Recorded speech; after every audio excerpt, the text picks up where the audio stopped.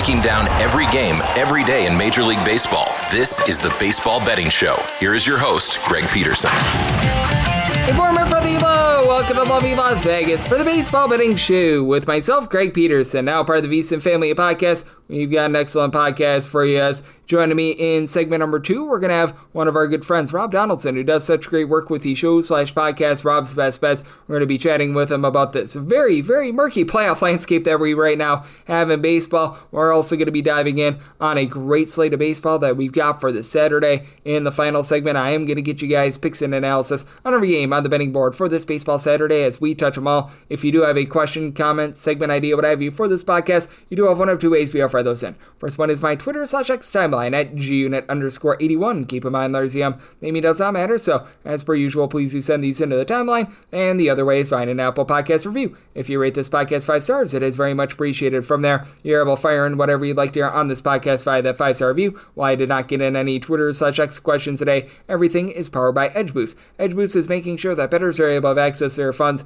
whenever and wherever. 100% of gambling transactions always get approved with EdgeBoost, and when you go to EdgeBoost.bet, put in that promo code of Greg, G-R-E-G. That'll get you a $1 match on your first deposit up to $25. As we always do here in the first segment, we have to take a look back at everything that we saw in baseball on Friday, a fun baseball Friday. Try to find some trends and try to get to know these teams a little bit better. Games from yesterday is Greg buzzing about. Here is the rowdy recap. Tariq Skubal left with an injury, and the Tigers, they got banged up pretty badly against the Miami Marlins. This by kind of 8-2, and before Skubal left, he was not looking very sharp in this game. 3 1/3 innings, gives up 4 runs, including a pair of home runs, as it was home run number 20 of the season for Augustin Ramirez, and then Alberto Hernandez, his 8th home run season. Joey Weimer a little bit later on off of Chris Paddock. He was able to go deep. That was home run number 3 of the campaign for him, and Sandy Alcantara, pretty solid start on the flip side as he gives up over the course of 7 innings 2 runs to give up a home run of his own before Cade Gibson and Jose Soriano were both able to end a scoreless inning going deep for Detroit. 34th home run of the season for Riley Green, and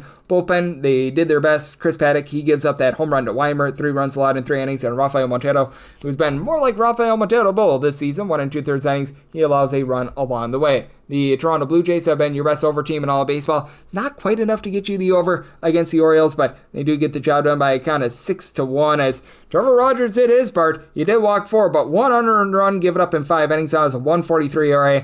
A bad Baltimore Orioles bullpen, though, continues to be bad. Dietrich ends 2 runs allowed in 1 1/3 innings, and Sean Dubin, well, more like a doobie, 3 runs allowed in 1 2/3 innings. And for the Blue Jays, Chris Bassett had Joke line and sinker, 1 run allowed in 5 innings, and then bullpen does their part. Ryan Baruchi, Braden Fisher combined for 2 scoreless innings. Brandon Little scoreless inning. Louis Varland 4 outs out of the bullpen scoreless. Uriel Rodriguez was able to give you a pair of outs out of the bullpen scoreless as well. Round 1 of Yankees versus Red Sox in this big series goes to the Yankees. 4-1 the final is a Luis Eel. 6 no-hit innings. He did walk 4 and jacked up his pitch count. From there, Fernando Cruz, of course, in the next inning, gives up the lone run of the game, a solo home run provided by Nate Eaton, his first home run of the campaign, and that'd be one of just 2 hits that the Red Sox got. Not often that you see a team go 1-2-3 with regards to runs, hits, and errors, but that's exactly what the Red Sox did. Devin Williams, David Bednar, they did not poop the Bednar, both gave you a scoreless inning, and Aaron Judge was judge, jury, and executioner. 47th home run of the campaign, that comes off of Lucas Giolito, who gives up 2 runs, one of which was earned in 5 1/3 innings. From there, Justin Wilson gives up a pair of runs in 1 1/3 innings. Zach Kelly, along with Chris Murphy, both on his scoreless inning. Again, 3 errors out there in the field, 2 by David Hamilton, so that was less than savory for the Boston Red Sox. Outside, the Milwaukee Brewers get the job done against the St. Louis Cardinals. This by a count of 8-2. Andre 3000 Palante gives up 4+ runs for like the 6th time in his last 7 starts. 5 runs, 4 of which were earned in 5 innings. John King, he was the king of giving you a pair of outs out of the bullpen scoreless. Oriel Calo, though, gives up a home run, 2 runs, a total of 1 1/3 innings, and Chris Roycroft gives up a run in his inning of work for the Brewers. Quinn Priester, another nice start, 2 runs allowed in 5 1/3 innings. Aaron Ashby, 5 outs out of the bullpen scoreless. Jared Koenig, Rob Zanofsky, both on his scoreless inning, and Christian Yelich was able to provide that home run, his 28th of the campaign. This was not savory for the Atlanta Braves. 11-3, they fall to the Houston Astros in what was essentially a piecemeal game for the Astros. Colton Gordon was a long guy. He mopped up the final 4 innings, gave up 3 runs, all of which were earned, including a pair of home runs for Atlanta. Ronald Acuna Jr., 16th home run season. Eli White is 9th, but that was way too little, way too late, as AJ Blueblaw was able to give you a scoreless inning, allowing Nick Hernandez. The opener in this game turned out to be a little bit more than that. Jaden Murray was able to fill 3 scoreless innings, but the Astros jumped all aboard this Braves team very, very early, as Dane Dunning was not stunning. He gave up his 25th home run season to Jose Altuve, and then you had home run number 1 of the season, and I believe the career of Zachary Cole. That was given up by Hurston Waldrop, who had been very good coming into the start. 8 runs allowed in 4 2/3 innings. Dunning gives up 3 runs, 2 of which were earned in 2 1/3 innings. From there, Alexis Diaz, Connor Seatball both lend a scoreless inning, but way too little, way too late out there. And for Jonah Tong, he got baptized to the major leagues as the Texas Rangers get an 8-3 win over the New York Mets. Jacob deGrom, not to say the sharpest in his return through New York. He gives up 3 runs in 7 innings, including a home run to Francisco Alvarez, 8th home run season, but for Tong, 6 runs allowed and he got 2 outs. Oscar Brazobin from there, 3 1/3 innings scoreless. I think they gave up a run or 2 that was inherited to him. Ryan Stanek, 1 2/3 innings scoreless. Gregory Soto, I told you guys this guy was going to regress. 2 runs allowed in 1+ innings as it was home run number 11 of the campaign for one for Dylan Moore. And then for the New York Mets, you also had a scoreless inning from Ryan Helsley. That's been a rarity. And Reed Garrett, he was able to land a scoreless inning as well. For the Rangers, Robert Garcia, Phil Matone, both able to turn a scoreless inning. A lot of runs were scored in this one, as well as you had yourself a nice solid 6-5 win for the Washington Nationals. As for Mitch Keller, this was not exactly what he had intended from the bullpen after he gave a relatively good start. He gives up 2 runs in 5 1/3 innings, including a home run going deep for the Washington Nationals. You had home run number 4 of the campaign for Brady House, and then Dylan Cruz off of Kyle Nicholas was able to get home run number 9 of the campaign. Nicholas gives up 4 runs in 2/3 of an inning. Evan Six, a pair of outside the bullpen scoreless. Story Moreta, 4 outside the bullpen scoreless, and Spencer Horowitz goes deep off of Brad Lord, 9th home run of the campaign for Brad Lord. Oh Lord, he was solid. 3 runs allowed in 6 innings. Jose Ferrer gives up 2 runs in an inning, but PJ Poulin, Clayton Beater, they both lend a scoreless inning, so the Nationals find a way to persevere there. And for the Cubs, runs have been hard to come by since the All-Star break, but they jumped all aboard the Tampa Bay Rays, 6-4 the final in this one. The Wizard of Boz, Shane Boz, well, he was the wizard of leaving this game early. 5 runs allowed in 2 1/3 innings. Edward Uceta from there gives up a solo run in 1 2/3 innings, as it was Ian Happ, not Hapless, his 21st home run of the campaign. From there, the rest of the bullpen was solid. Kevin Kelly, scoreless inning. Griffin Jacks, scoreless inning. Eric Orzag, Eric Clevenger combined for 2 scoreless innings, and Christopher Morel does go deep off of Matthew Boyd, 11th home run of the campaign. For Boyd, not his sharpest start, 4 runs allowed in 5 innings, but enough to get the W, and then bullpen from there was solid. Andrew Kittredge, Brad Keller, Drew Pomeranz, and Porter Hodge were all able to land a scoreless inning, and for the Philadelphia Phillies, they continue to be very rock solid at home. 8-2 the final, as Walker Buehler makes his debut for the Philadelphia Phillies, and he did a nice job filling 5 innings for the team, gives up 1 earned run along the way, and for Michael Lorenzen, he did not do the same for the Kansas City Royals. So it was a part of the Phillies, actually, prior to this. 6 runs allowed in 3 innings. He gave up 10 hits and a home run. Going deep, it was home run number 26 of the campaign for Bryce Harper, and then Bryson Stott, his 11th home run season. That comes off of Taylor Clark. For Clark, gives up 2 runs in an inning, including that bomb. Daniel Lynch, 2 scoreless innings. Sammy Long and Luinder Avila were both able to end a scoreless inning. And then for the Philadelphia Phillies, you had Tanner Banks out of the bullpen, give you a scoreless inning. Ryan Kirkering, Max Lazer, a scoreless inning. Tim Meza does give up a run in an inning, but a nice clean win there. And a team I didn't think would be getting a nice clean win on Friday, but did. The Colorado Rockies, they take down the Slam Diego Padres 4-2, as Tanner Gordon was great in this game. He allows a solo home run over the course of 6 innings of work. Manny Machado, 24th home run of the season, but low mistake he makes. 6 innings, gets 9 strikeouts. From there, Juan Mejia, Jimmy Erget,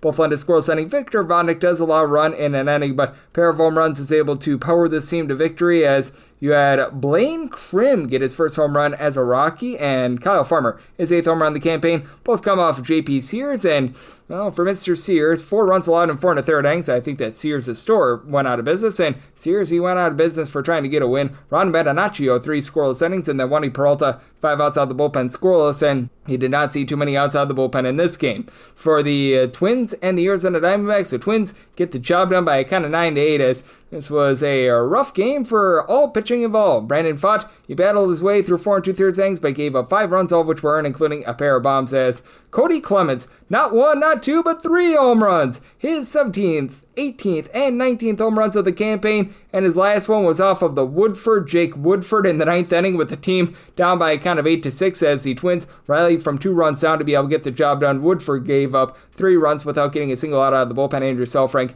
ultimately, he got charged with a blown hold, but that said, he had inherited the runners from Woodford. Kyle Bacchus gave up a run in 2/3 of an inning, and you had Jalen Beeks along with Brandon Garcia lend a scoreless inning, pair of outs out the bullpen from Mr. Ryan Thompson as well. And then for the Arizona Diamondbacks. They had a few bombs of their own. Gabriel Moreno off of Cole Sands, his 9th home run season, and Geraldo Perdomo, 19th home run season. That one came off of Michael Tonkin, who gives up 2 runs in his inning work, as Pablo Lopez, he had a solid start here. 200 runs given up in 5 innings, and then the bullpen was completely terrible. Cody Funderburk, he gives a scoreless inning, and Trevor Adams does as well, but Tonkin gives up those 2 runs in his inning work, and Cole Sands, 4 runs allowed in the 9th inning, as the Twins entered in that 9th inning, by the way, up by a count of 6-4, so things turned harebrained and crazy out there. Do have to have this up by midnight Pacific, 3 o'clock a.m. Eastern, and things are turning harebrained and crazy for the Reds, as right now they're being shut out in the 9th inning against the Athletics 3-0, as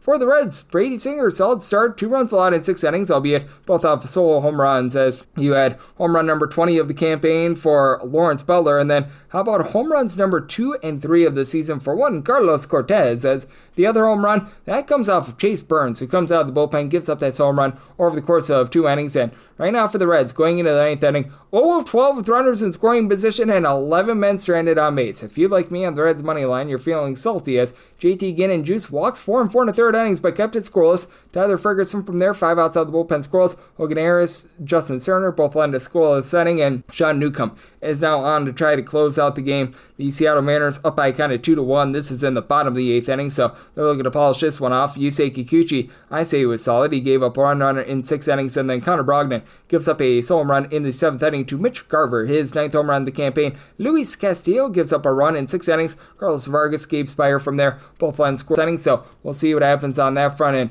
Right now we're in the 9th inning between the Dodgers and the Giants. We'll see if we get a resolution here, but for both these sides, the pitching was very solid. Yoshinobu Yamamoto, 10 punch-outs. He gives up 1 run over the course of 7 innings, and Jack Dreyer, a scoreless inning thus far. And for Justin Verlander, gives up 1 solo run over the course of 7 innings of work. Michael Conforto, his 11th home run season. From there, Joey Lucchesi, Ryan Walker. They both were able to turn a scoreless inning, and if you're looking trend-wise at what we're getting in Major League Baseball right now, it's overall been an underwhelming season, as the under is sitting in that neighborhood about 51.1%, with the late games pending 1,079 unders to 1,031 overs, with favorites on the money line hitting at just 56.4% this season, 1230 and 950 on the money line in the last 7 days. Favorites have been brutal on the money line, 45 and 43 with those late games pending, and the over rate, well, it has been very underwhelming, 50 unders to 39 overs. Now, if you look at the last 30 days, it has been overwhelming. Last 30 days, 193 overs, 185 unders,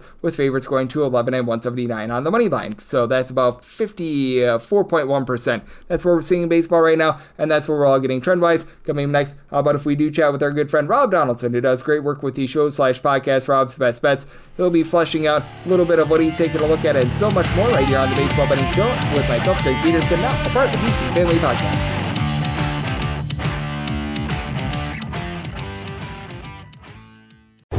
Breaking down every game, every day in Major League Baseball, this is the Baseball Betting Show. Here is your host, Greg Peterson. And we're back here in lovely Las Vegas for the Baseball Betting Show with myself, Greg Peterson, now part of the VSiN Family Podcast. Always great to be joined by this man, as we've got Rob Donaldson aboard, as he does a tremendous job with the show/podcast, Rob's Best Bets. He's been doing an incredible job all season long, taking a look at this great game of baseball. He's dialed into a little bit of everything, and much like myself, getting set for what is going to be an incredible college basketball season as well. You're able to follow him on the old Twitter/X at RobDFB. And Rob, it is always a pleasure, my friend. Thank you. Yeah, thank you for having me on, Greg. It's been a fantastic season so far, and a very different feel type of season where there aren't those kind of giants or 2 pillars on both sides of the aisle when you're talking about the NL and AL. There's a lot of teams you can really truly make a case for, and honestly, I think that makes for a really intriguing playoff cycle. Oh, I think that it is going to as well, and I am very fascinated to see what we're going to be getting here in the next few weeks, because it just feels like there's no separation between any of these teams. There has not been that dominant team all season long. Now, I think that at full force, the LA Dodgers still have the propensity to perhaps be that, but I mean, who knows if they are going to be at full health for the postseason, because they just haven't been throughout the year. And I take a look at the American League, and that's as clear as mud right now, and heck, mud might be actually more clear than the American League right now. Yeah, I think you're right on the ball when you say, hey, you can throw probably a dart in that wild card and you might just pick the right team landing in the right spot, because honestly, right now, what we just saw in the past 24 hours, Greg, is a team go from first in their division to nearly the last playoff spot, actually the last playoff spot in the wild card race. And not only to mention that, they're the same division, obviously. There's a third team in that division playing some really good baseball. They even have a 2-0 lead as we sit here recording this on Friday. So it's one of those things where we have a picture. I don't know if it's going to be the picture in 48 hours from now. Oh, it has been so insane what we've been seeing over the last few weeks in baseball. And is there a team that you are feeling a little bit more bullish/bearish on in terms of postseason race? Because I look at things right now and I'm trying to decipher if there's a team that I'm really feeling good about. And the teams I feel best about are teams that are outside of the playoff race. Like the San Francisco Giants are playing some good baseball. Feels like the Texas Rangers are playing some good baseball as well. But these are teams that we might not be seeing in October. And these are the teams that are right now hitting their peak form. And in terms of the bearish, we can start right there because I feel like that picture for me is a lot more clear. But I am completely out on the Houston Astros, and I have been now for about a week where anytime I'm getting the opportunity to bet against them at a reasonable price, I've been doing so. And when you are looking at their stretch down the way here, there are some teams in that mix that theoretically speaking should be the easier sort of wins on the schedule, but right now they are making everything look difficult, and the teams that they do have remaining are teams that can put up runs. And from the Astros standpoint, that's what's been plaguing them in the last week or two, or even, past month or so now, because their pitching just isn't what we're kind of used to in terms of the standard that the Astros have lived by. And I do think that's going to be their downfall, whether it's them just completely missing the playoffs or getting bounced very, very early there. Yep, absolutely. And when it comes to Houston Astros, how do you take a look at this team in terms of Saturday? Because I'm with you. With the Astros, it's really the offense that I'm not bullish on because they are last in the American League in terms of run production ever since the All-Star break. But I do look at this spot with Hunter Brown versus Bryce Elder, and I know that the Astros are laying minus 130, and Elder has been better in his last 4 starts. I can't bet on Bryce Elder against Hunter Brown, though. I'm not sure how you take a look at this, but I feel like this could be one of those opportunities for the Houston Astros to be able to get right with their offense and to be able to get a much-needed W. I think that if they need somebody to go out there and win them a game right now, it's not Framber Valdez. That seems like a absolute fall off a cliff scenario, but Hunter Brown is still that guy and is still pitching like one of the best pitchers in all of baseball. And Bryce Elder, to your point, has been playing a little bit better, but it's the same thing that we've seen with Bryce Elder, where even when he's limiting runs, he's given up a ton of hard contact, and that's just not continuable as we kind of go down the stretch here, in my opinion. So I think in this kind of one-off game here on Saturday, go ahead and take the Astros, and then maybe on Sunday you get a really nice buy-in price with the Braves. Oh, absolutely. I think that this is going to be an incredible opportunity, and I do think that moving forward, we've got ourselves a lot that we are able to take a look at there. And with the Houston Astros, it's been up, down, all around for them. And how do you take a look at that race between they and the Seattle Mariners? The Mariners team that can be a little bit all or nothing, but they've been playing some good baseball recently themselves. Yeah, and the Mariners over the last 2 games that we've seen, obviously a 12-inning game, a 13-inning game. This is the issue with the Mariners seemingly every year, and even with these trade deadline acquisitions, even having a guy who's been in MVP conversations for pretty much the entire season, the situational hitting is just never there with them. And we've seen that now. That's why these games over the last few days have gone to extra innings, because it wasn't because, the other team was just getting on the board early and matching every single score. No, the Mariners just weren't able to actually produce runs through 9 innings of play. And ultimately, that's why I think I'm probably out on the Mariners and the Astros in terms of the long-term prospects. But notably, when you're talking about the division, I do think that the Mariners have the horses on the bump to really kind of make this play down the stretch. And although their offense does struggle, they're keeping teams off the board. And that, as we kind of have seen with other teams making a push right now, can be just as equally as important. Yep, absolutely. As Rob Donaldson, who does such great work with the show/podcast, Rob's Best Bets, he's joining me right here on the Baseball Betting Show. And with that Seattle Mariners team as well, they are going to be facing off against the LA Angels on Saturday. And if you look at the stretch run for this bunch, they're going to be playing some really tough teams. Kauffman Stadium has been a house of horrors for them over the last few seasons. season, so they certainly, in my opinion, need to be able to get these wins because they're going to be facing off against the Astros next week, and I think that is going to be such an impactful series as to what's going to be happening with regards to that playoff picture. Yeah, I think we're going to learn, obviously, and this is a hot take, Greg, but I think over the next week here, especially with these games getting limited and limited and limited every single series that goes by, I think we're going to really know after this weekend kind of what this scenario is going to look like because, again, kind of going back to a point here, I think the Rangers are one of the teams on the outside looking in who are playing really good baseball, have been consistently playing baseball outside of kind of a 2-week stretch where the bullpen was just on a day-to-day implosion basis. And from that side of things, when you do see all these teams above them in that division, you see a number of teams in that wild card sort of falling out of frame, it does feel like a path is opening up for the Rangers right now in the AL to make a move, and I for one am somebody who's totally bought into them actually making that move. Yep, I do think that they have the propensity to be able to do so as well, and I do think that entire American League is so interesting as well with a team in the New York Yankees where I just don't know if their play is going to be conducive to be able to make a run this October. I know that they were able to do so last season, but when it comes to this Yankees team, they are a little bit all or nothing with the deep ball, and I think that it's going to be hinging a lot on the pitching of Max Fried. He's going to be going up against the Boston Red Sox with Brian Bayo going there. It's about -130, -135 with the Yankees and a total of 8.5. How do you look at this one with a guy in Brian Bay who's been very rock solid when he's been out there at Boston this season? Yeah, and Boston sort of had the Yankees number so far in both of their recent series, right? Obviously, the Red Sox made it out with a sweep. Then they went 3-1 in the other series.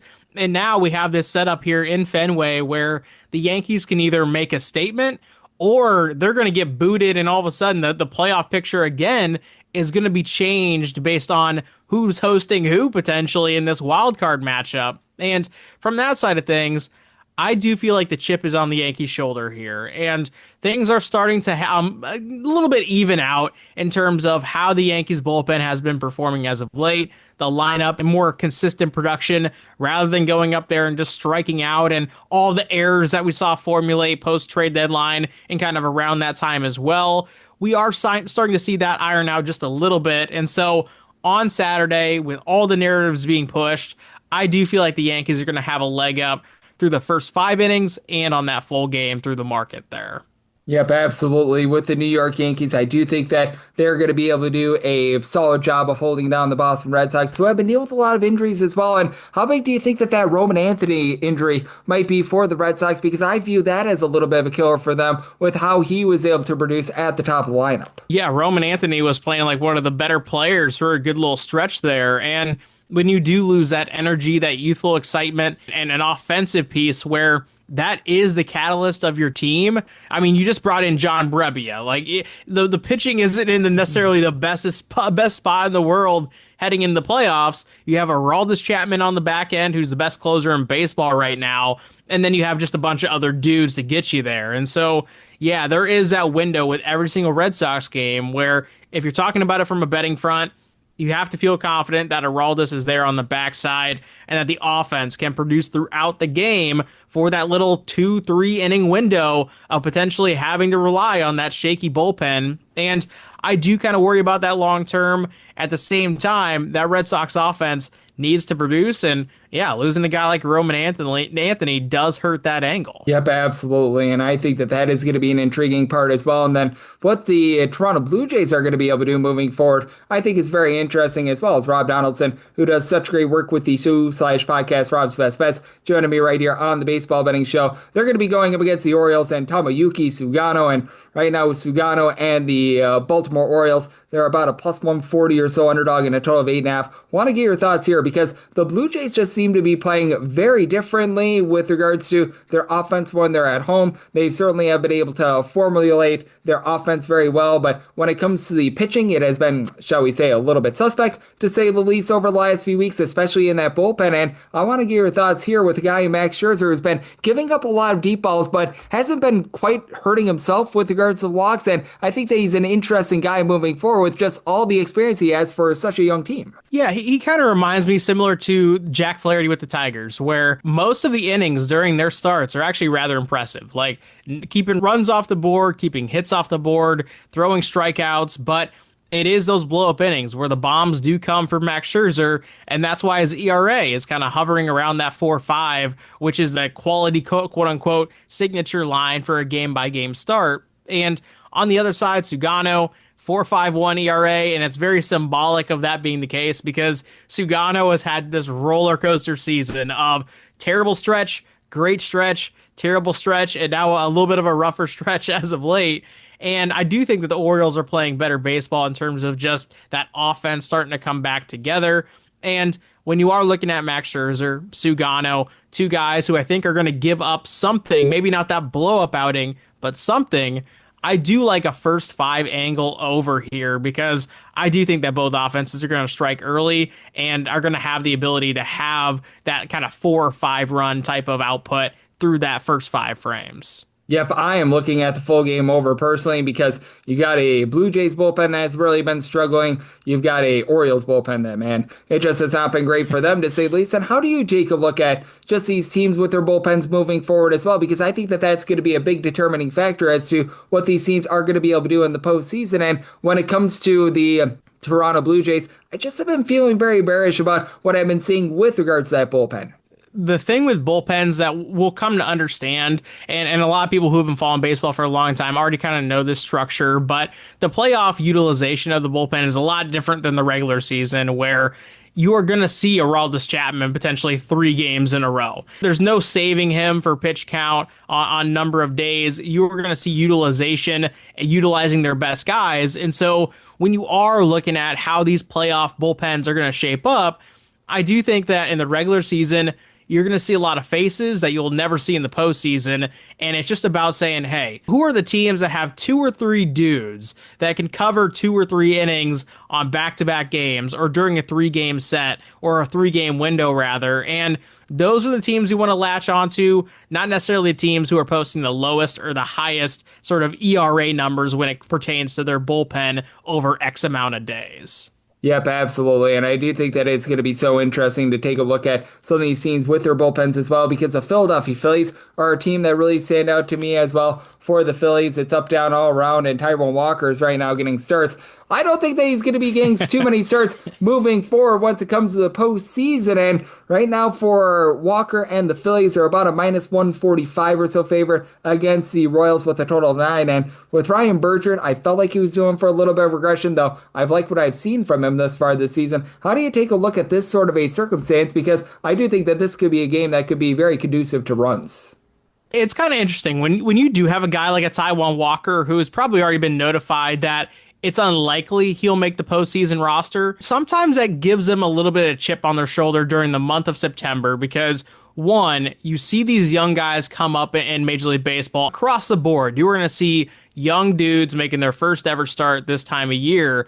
And sometimes when you're combining that with the fact of, hey, my team is really good, I'm not really going to be the contributing part of that come postseason, you're going to see the best baseball from them right now down the stretch. And I do think even Taijuan Walker, a guy who I've normally liked to fade just based on his hard hit percentages, the amount of runs that he can potentially give up in those blow-up outings, is going to have a chance to limit the Royals. And so from that side of things, I'm actually going to take a weird stab here and take the Royals team total under 1.5 through the first 5 innings. I do kind of feel like that's one of those weird niche markets that I'm going to try to target and see how it goes this year after having a couple years of success leading up to it here. Yep, we certainly have been having a lot of success with regards to taking a look at the Philadelphia Phillies, and they've been really hitting the ball at home this far this season as well. And then it was supposed to be Brandon Woodruff getting the start for the Milwaukee Brewers. Now it's going to be Jacob Mizorowski, the Miz kid, who's going to be going for the Brewers up against the St. Louis Cardinals, with Sonny Gray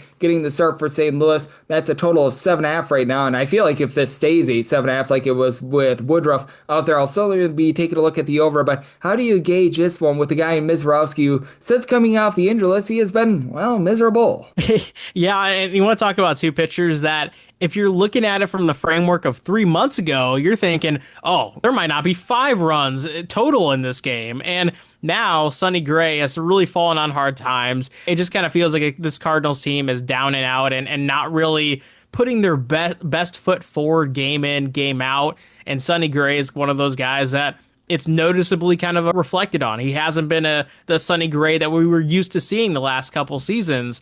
And Mizorowski, very similar, hit that IL stretch after a very dominant kind of start to his season after getting called up. And I feel like because of that, you're going to see two names that are going to affect this total in the under department, but really it's one of those sneaky over type of bets. And from that side, go ahead and give me that full game over. I think both lineups are going to be able to contribute, and I don't think the names on the bump are going to be conducive to less runs in this game. Yep, I am right there with you. And Sonny Gray, ever since the All-Star break, man, this guy has not been great, to say the least. What is great, though, is you, Rob. And is there anything else that you're taking a look at that you're going to be looking to bet, whether that be a game that is going to be just catching your attention, or is there just something in general that is really catching your eye that you're going to be looking to fire in on for this Saturday?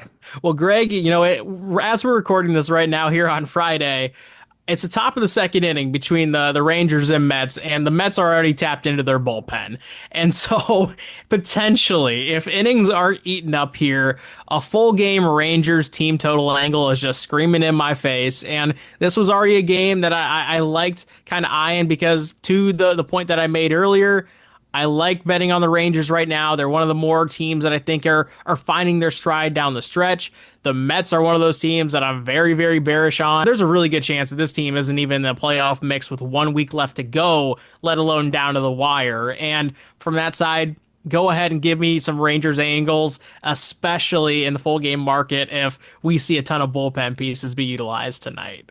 Yep, no question about it. I think that it's going to be a lot of fun to see what we get moving forward there. And Rob, it is always great to be able to get you aboard because you do such an amazing job taking a look at this great game of baseball. Let the good people at home know it's all on tap for you and how people are able to follow along on social media and other platforms. Well, hey, Greg, it's always fun talking ball with you, man. And very soon we're going to be talking about playoff baseball, which is even more fun. But for those who are wanting to follow my bets every single day in Major League Baseball, you can do so on Twitter/X at RobDFB, and also on my YouTube channel, which is just my name, Rob Donaldson. But as always, Greg, I appreciate having me on, man. It is always great to be able to get Rob aboard. He does such an amazing job taking a look at this great game of baseball, and every single time he joins me, he lends such great insight. So a big thanks to Rob for joining me right here on the Baseball Betting Show, now part of the VSiN Family Podcast. And coming up next, it is that time of the podcast to give you picks and analysis on every game on the betting board for this baseball Saturday as we touch them all.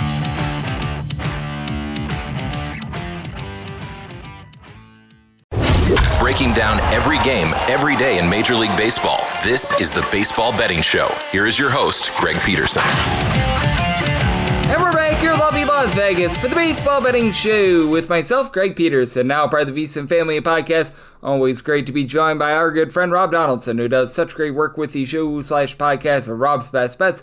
Every single time he joins me, he lends such great insights, and he did so once again today. So a big thanks to Rob for joining me in the last segment. Now it is that time of the podcast. I give you picks and analysis on every game on the betting board for this baseball Saturday as we touch them all. If a game is listed on the betting board, Greg has a side and a total on it, so it is time to touch them all. Do note that, as per usual, any changes that are made to these plays will be listed up on my Twitter/X feed at gunit_81, and we are going to be going in the Las Vegas rotation order. This is where we go with the National League games first, then the American League games, any interleague games. Those are going to be at the bottom. That'll keep things all nice, neat, clean, and easy. So, how about if we get things started with 901, 902 on the card? The Pittsburgh Pirates walk the plank to go on the road to face off against the Washington Nationals as Andrew Alvarez gets the start for the Nationals and Bubba Chandler is on the bump for the Pirates. And the Pirates, who find themselves as a slim underdog of between even money to -102 and then -116 to -123. That number on Washington, 8.5 to 9 is the total on the 9. Unders -120, the overs even on the 8.5. Over and under are both at -110. And I set the Nationals money line at a -113. I think when it's all said and done, I should be able to get there, but we shall wait and see what is going to be happening on that front. As a matter of fact, the Pittsburgh Pirates actually open up as a favorite over at FanDuel, so I do think that when it's all said and done, I should be able to get that -113 on the Washington Nationals. With the Nationals, the trepidation that you do have is that they've actually hit better on the road rather than at home, right around about 4.6 runs per game away from home. At home, this actually goes down to closer to about 4 runs per game. Something like a CJ Abrams. He's been able to supply 17 home runs this far this season. 14 of them have come on the road. It's been a case where some of these younger guys for the Washington Nationals just have not been able to step up at the plate for them. You've had the likes of a Brady House, Robert Hassel, Andres Shapiro, Dylan Cruz, a lot of guys just giving you below a 300 on base, not a lot of power. You've had Dallin Lyle hit for a 285, and then James Wood continues to give you good wood, over a 340 on base, 27 home runs, but he has slowed down ever since the All-Star break, so do have to have a little bit of trepidation there. And for the Pirates, this team is dead sinking last in terms of run production. They've got 3 guys on the roster with 10 plus home runs. They are dead last in the big leagues in terms of total home runs. O'Neill Cruz, Andrew McCutchen, and Brian Reynolds are the lone 3 guys with 10 plus home runs. And then there are so many guys like Cruz, along with Jay-Wan Bay, Jared Trollo, Henry Davis, Cam Devaney, Alexander Canario, that are all hitting a 225 or lower for this team. Tommy Pham has actually been pretty rock solid for them, and then you do have a few okay pieces in the bullpen, as they had to utilize Braxton Ashcraft now as a starter, so that hurts them a little bit. But Isaac Madsen, Dennis Santana, a sub-3 ERA, and for Bubba Chandler, he's had a few nice relief appearances, but last time out was a little bit less than savory for him, so we shall see what we're going to be able to get out of Chandler moving forward, as right now he's rocking a 7.36 ERA, a little bit of an upside 22-year-old guy that prior to just getting shelled by the Brewers in his first start, gave up 9 runs in 2 1/3 innings, was looking good. He had given up 2 runs in his first 12 innings. I don't think that he's quite as good as that. I also don't think that he's as bad as the appearance that we saw against the Milwaukee Brewers, so I'm thinking that that's somewhere between A and B. And then for Andrew Alvarez, he is getting, I believe now, start number 3 for the Washington Nationals, might be start number 4, but I mean, overall in his first few starts has been pretty rock solid. I don't necessarily know if he's a super duper upside guy or anything like that, but this is someone that has been able to go out there as a homegrown guy and has been able to give this team a few relatively solid starts, so you do like to be able to see that. He's won 9 2/3 innings in those first 2 starts. Not really a strikeout guy, wasn't that at the minor league level. He has 6 strikeouts in 9 2/3 innings thus far, but has only given up a combined 2 earned runs across those 2 starts as well, but is backed up by a bullpen that's been sinking last in the big leagues in terms of ERA. You've got the likes of Connor Pilkington, Jackson Rutledge, Shunkuzi Ogasara, Orlando Rabalta, Mason Thompson, all posting up above a 5 ERA, and then on the other end for the Pirates, the likes of Colin Hilderman and company not living up to their name. So, interesting circumstance here. I did set the money line of the Nationals as a minus 113, so going to be willing to lay up to a minus 112 there. I did set my total at an 8.8, so at an 8.5, I'm in on the over. 903, 904 on the card. It is the Cardinals on the road against the Brewers, as the Miz, Jacob Mizorowski, goes for the Brewers, and Sonny Gray is on the bump for the Cardinals. 7.5 is the total. Over is between minus 115 to a minus 120. Unders between minus 105 to a minus 110, and with the crew, you're going to be laying about minus 163 to minus 170 with them. Between plus 138 to a plus 145 is that number on the Cardinals. Only set the Brewers money line at a minus 146, but right now I'm seeing that plus 140 run line out there. I'm going to be willing to take that. I was willing to go plus 139 or better on the crew on the run line. For Sonny Gray, it's just been an almighty struggle ever since the All-Star break for him. Post All-Star break, he is giving up 2.1 home runs per 9 innings, and it just simply is not cutting it. And you take a look at just his overall road struggles this year. Overall for the season for Sonny Gray, 4.45 ERA, 1.1 home runs per 9 innings allowed. On the road, 5.24 ERA, 1.6 home runs allowed per 9 innings. And then for Mizorowski, it's been a little bit of a rough go for it with him. 3+ runs allowed in 4 out of his 5 starts since coming off of the injured list. If you look at the overall season numbers, he's still been able to generate a lot of strikeouts. He has been giving up the 3.9 walks per 9 innings, which you want to see him tame those down a little bit more. But for Mr. Mizorowski, his main thing has been getting those 12.6 strikeouts per 9 innings, but 6.23 ERA in his last 5 starts. His first start of 3 runs or fewer actually did come in his last start, but the good news for him, he is so backed up by a lineup of the Brewers that, I mean, in case you don't know, they have been white hot ever since the All-Star break. Since the All-Star break for the Milwaukee Brewers, averaging 5.6 runs per game. That is number 1 in all the National League, and it's not necessarily with power, as Christian Yelich is the lone guy on the roster with over 20 home runs. Jackson Trio just reached 20 bombs, but I mean, for Yelich, he and so many others have been able to supply this team with over a 340 on base, as he, William Contreras, Al Frelick, Bryce Terang, Isaac Collins are all there, and in a Brewers uniform and a Brewers uniform only, Andrew Vaughn has been able to hit above a 300 as well. Andrew Ministerio, Caleb Durbin. These guys have done a nice job moving the line, getting on base, so you do have to like to see that. And for the Brewers bullpen, it has been a little bit banged up with having likes of Nick Mears and Trevor McGill on the injury list, but Abner Uribe, Aaron Ashby, Jared Koenig, Grant Anderson, these are all guys that have been able to give you a sub 335 ERA. And for the Cardinals, I will say, they've actually been pretty rock solid with their bullpen, with the likes of Riley O'Brien, Jojo Romero, Kyle Leahy, Matt Savanson, all being able to give you a sub 335 ERA. Now, they have been really rough with their lineup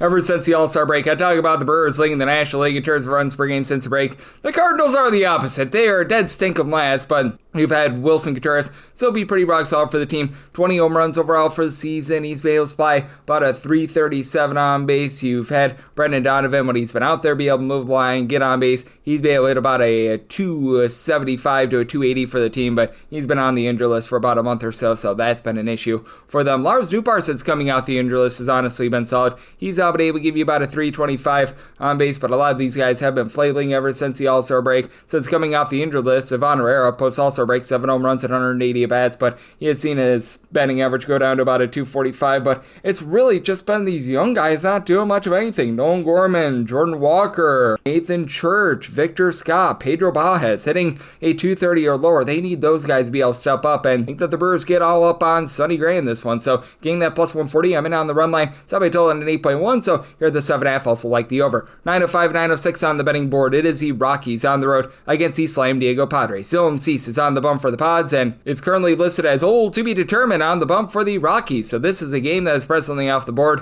When I was looking at the CBS projected starter, they were showing old Antonio Senzatella, and if we get Senzatella a bullpen game or pretty much anyone on the Colorado Rockies, I'll probably be looking at the Padres here. I set Senzatella versus Cease as a minus 154 on the run line for the Padres. I would need at least a plus 340 to take a shot on the Rockies money line and set a total of an 8 or less to the over, 8.5 or higher to the under. Antonio Senzatella, if he does get the start, he's giving up over 13 hits per 9 innings. He's actually been okay coming out of the bullpen. They probably want to utilize an opener for him because, man, it has not been great to say the least. And if I'm not mistaken, this was supposed to be Chase Dollander's go through the rotation, but right now he's dealing with a little bit of an injury, so that's a little bit less than tremendous. He's going to be landing on the injury list. And for the Colorado Rockies, what's less than tremendous is the fact that they are dead stinking last in the big leagues in terms of on-base percentage away from home and in terms of overall run creation away from home, with about 2.9 runs per contest. You just have so many guys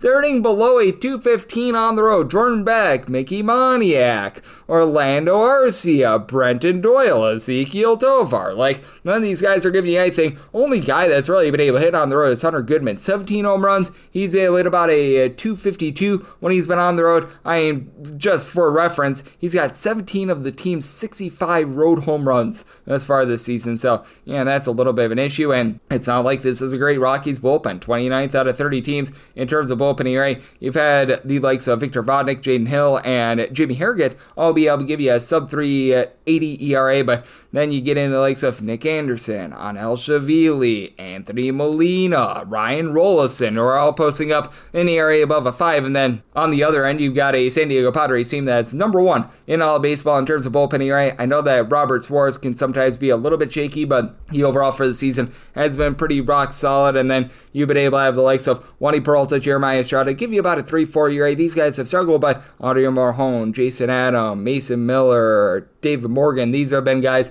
that have been able to supply a sub 3 ERA. Pretty much all those guys are able to give you multiple innings as well. And for the Padres, they are in the bottom 6 of the big leagues in terms of home runs on a per at-bat basis, but true of guys, Ramon Laureano, Manny Machado, Fernando Tatis Jr., owing at least a 260, I'll give you at least 20 home runs. And in the case of Fernando Tatis Jr., 363 on base. You've had Jackson Merrill be able to get back online as he's out with injuries this year, but had a home run a little bit earlier in the series. You've got Jake Cronenworth give you about a 370 on base, and Ryan O'Hearn, since coming on over from Baltimore, hasn't been quite what he was with Baltimore, but overall for the year, above a 350 on base. The catcher spot has been shored up with Freddie Fermin being able to give you some nice at-bats as well, so do think that the Padres should be able to get all up on the Colorado Rockies, and I recognize that Dylan Cease has had a less than savory season. Right now, he's posting up a 471 ERA, but that fielding dependent is more around about a 360. He has been giving up more in the neighborhood about 1.2 home runs per 9 innings, but giving you 11.6 strikeouts per 9 innings. Walks continue to be an issue as he has been giving up over 3.5 walks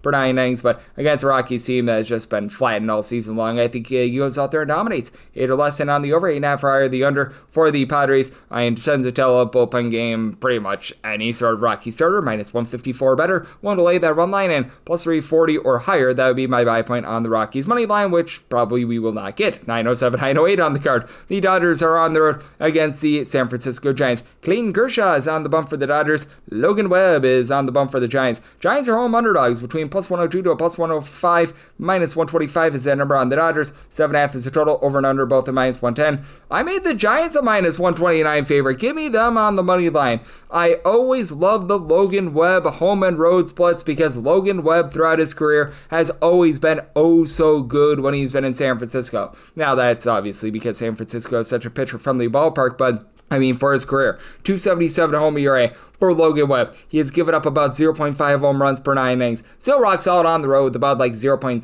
to 0.8 home runs allowed per 9 innings, but that ERA does go up to a 3.99, so I mean, he has been rock solid when he's been at home throughout his career, but you just take a look at this season. He's been good everywhere. For Logan Webb, 3.12 ERA, 2.64 fielding dependent, 0.6 home runs allowed per 9 innings, 9.8 strikeouts, 2 walks per 9 innings. And then for Clayton Kershaw, he's been at an advanced age, really able to just keep the ball in the yard this season. As for Kershaw, he's given up 0.6 home runs per 9 innings, career low 6.3 strikeouts per 9 innings, but he's not hurting himself. 2.4 walks per 9 innings, 3.27 ERA, 3.52 fielding dependent, and he does face off against a Giants team that, I mean, just given the ballpark dimensions, they hit better when they're away from home rather than at home. 4.1 runs per game at home, or like 4.65 runs per game away from home, but and said, you know, that for San Francisco, that this team is starting to get online. Rafael Devers is finally living up to what they traded for us. For Devers, he's now above a 345 on base with the team. In his now 74 games, he's been able to supply 16 home runs.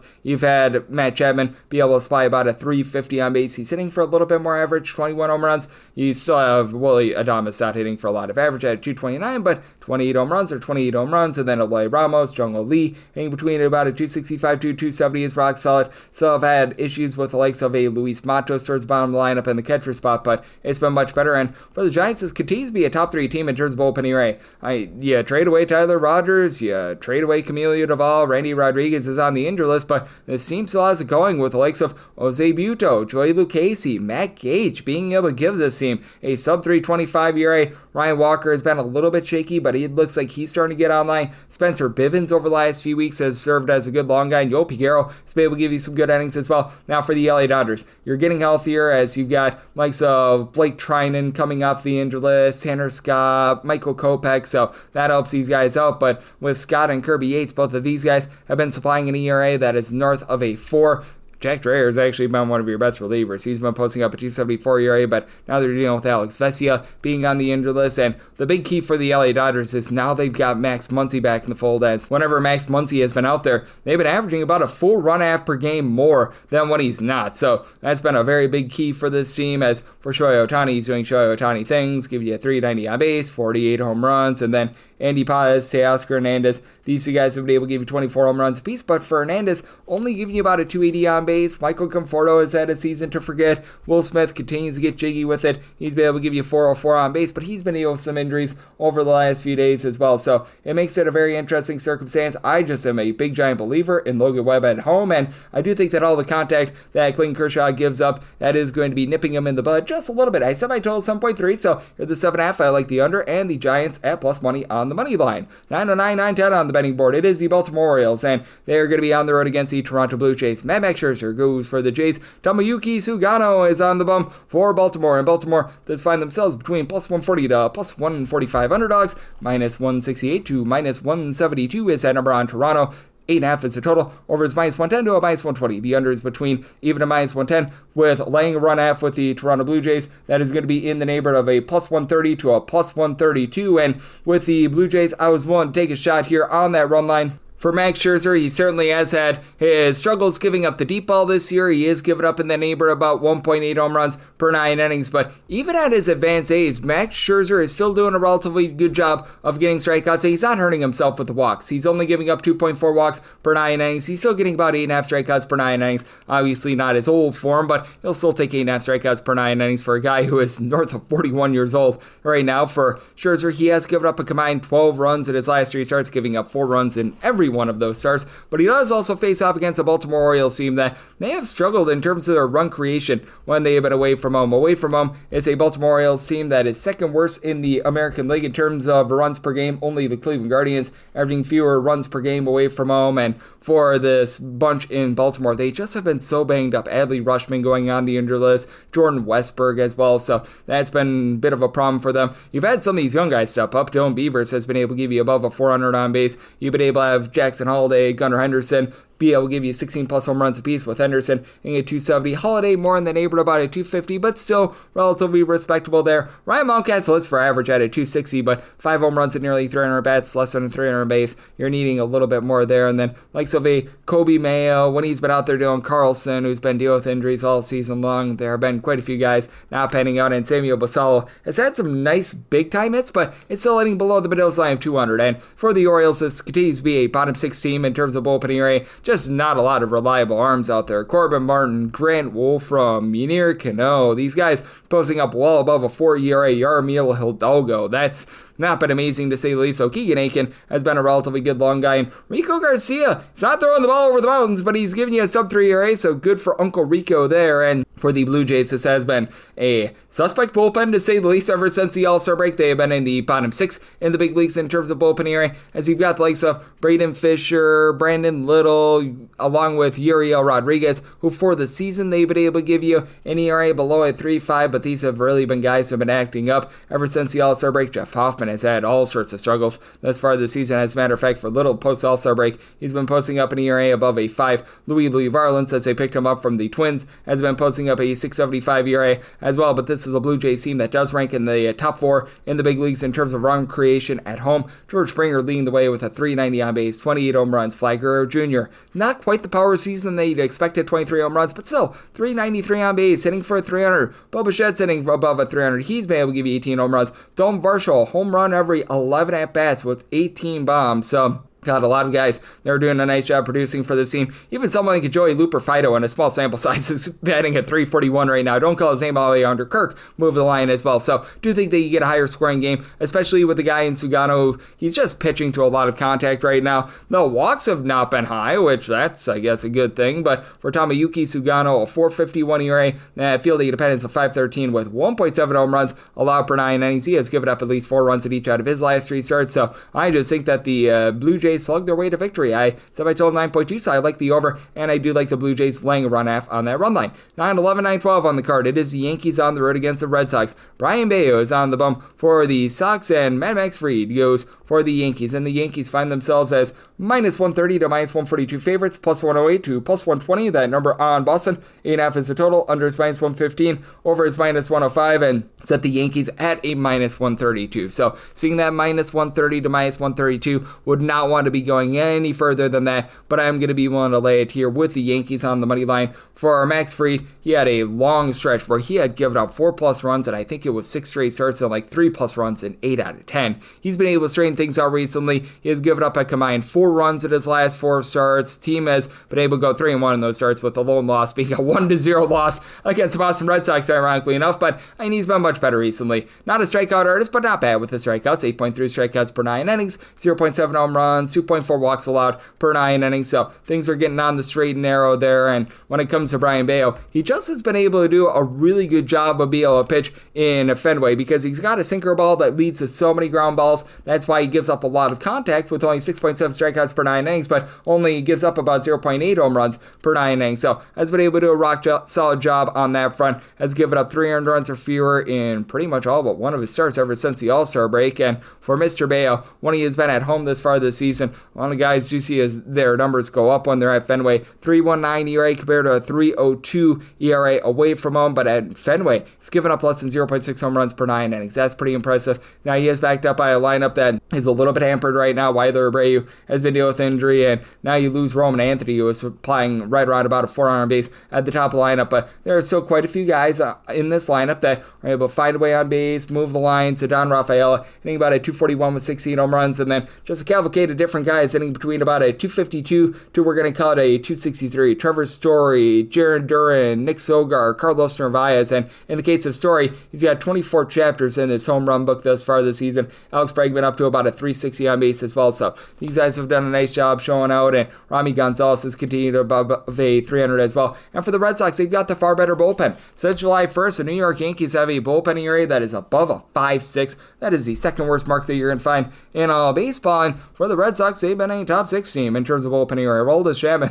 1.14 ERA. He's been arguably the best closer in all baseball. And the likes of Chris Murphy, Greg Weiser, Garrett Whitlock, Justin Wilson, they've been able to give you a sub-3 ERA. And for the New York Yankees, Luke Weaver has been really having some issues here in the second half of the season, as I know that he's dealt with some injuries. You've seen Yuri De Los Santos come off the injury list, not be great. Mark Leiter Jr., he's posting up above a 5 ERA. I mean, David Benhart, since he's come over, has been relatively solid, but Camilo Doval has not been. Paul Blackburn is not necessarily a great long reliever, and Devin Williams has been an abject disaster. But for the New York Yankees, you do have a lineup that leads the big leagues in terms of home runs per game. They are at the top of the American League in terms of run production, and you can find yourself on any given night having all 9 of these guys hitting at least 19 home runs in the starting lineup, with having Giancarlo Stanton supply a home run every 10 at-bats with a 345 on base. That's pretty rock solid. You've had Aaron Judge be judge, jury, and executioner, 46 bombs, 443 on base. The big issue that you got is Anthony Volpe along with Austin Wells, who, Volpe 19 home runs, 21 for Wells, but both of these guys a sub-272 on base. That said, I do think that the Yankees get to Bayo here. I think that this is going to be a pretty well-pitched game. I set my total at an 8.4, so here at the 8.5, I like the under, and the Yankees on the money line. 9-13, 9-14 on the card. The Southsiders, the White Sox, are on the road against the Cleveland Guardians. Davis Martin is on the bump for the White Sox, and Parker Misick is on the bump for the Gardos, and the Guardians, who find themselves as a good-sized favorite, and between minus 165 to a minus 170, plus 138 to a plus 145, that number on the White Sox. It is a total, under is minus 120, over is even. Right now, we're not finding any run line prices up for the Cleveland Guardians. I was willing to lay a minus 105. We should be able to get plus money here, and that'll put me on the Cleveland Guardians on the run line. I'm just not too much of a believer in Davis Martin. He gives up a little bit too much contact for my liking, and with Davis Martin, it's not like he's inducing a lot of super soft contact, as he's right now giving up 1.3 home runs per 9 innings, while giving up 3 walks per 9, 6.5 punch-outs per 9, 4.3 ERA, but a 4.82 fielding dependent. He's given up 3+ runs at each out of his last 3 starts, so I do have some worry there. Good news is he does go up against a Cleveland Guardians team that is in the bottom 5 of the big leagues in terms of run creation, and man, it has not been great when it comes to the bottom of the lineup for the Cleveland Guardians. Jose Ramirez has been great, 360 on base, 28 home runs. Stephen Kwan is hitting at 275. At Kyle Manzardo, 26 home runs, 325 on base. You'll certainly take that, but then you get down to the bottom of the lineup, and you've got so many guys hitting at 212 or lower for this team. CJ Kayfus, Owen Jones, David Fry, Lane Thomas, Austin Hedges, John Kenzie Noel. Man, you just need to get a little bit more of these guys. Even Gabriel Urias is hitting like at 223. You just need to be getting more out of this lineup in general, but the Cleveland Guardians are a top 8 team in terms of bullpen area. Even with Emmanuel Clase being out of the fold, you've had so many guys be able to do a nice job of stepping up for this team, as Kobe Allard as a long guy, Jacob Junis, Eric Sabrowski. These guys who have been able to give you a sub-315 ERA, and even with Hunter Gaddis having some issues, this has been a very rock-solid bullpen, while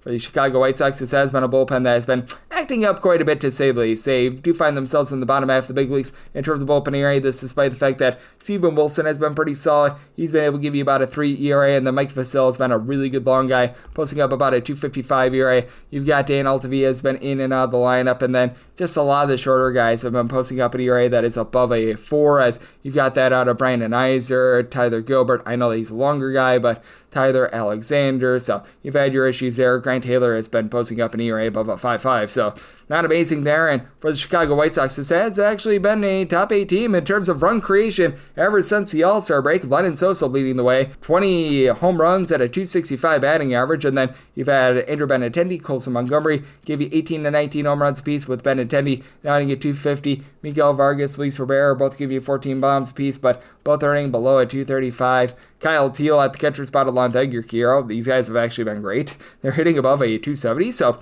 I am rock solid there. You still have had likes of Michael A. Taylor, though not necessarily providing a lot, but this team really doesn't strike out. And for Parker Misick, he was a really good college pitcher when he was over at Florida State for the old Seminoles. He has come up to the big league level, and it's been a little bit up and down from first few starts were rock solid. He got tagged, I believe, in a start against the Boston Red Sox a few starts ago, but really like his overall upside. He's made 4 starts. He's only given up 5 earned runs. He's not necessarily getting the strikeouts that he did at the minor league level. He's gotten 18 strikeouts in 23 and a third innings, but he's only allowed 3 walks in 23 and a third innings with 1 home run allowed. I think that he goes out there, gives you a really nice start. Set my total at 7.9. Just don't really trust in the Guardians lineup for the over, so like the under and the Guardians on the run line. 9:15, 9:16 on the card. The Angels are on the road against the Seattle Mariners. Brian Wu says woohoo to another start, and it is Mitchell Ferris on the bump for the Angels. Angels who find themselves between plus 178 to a plus 184 underdog. Anywhere between minus 213 to a minus 220 is that number on Seattle. If you're looking to lay a run half, that is going to be even money, by the way, and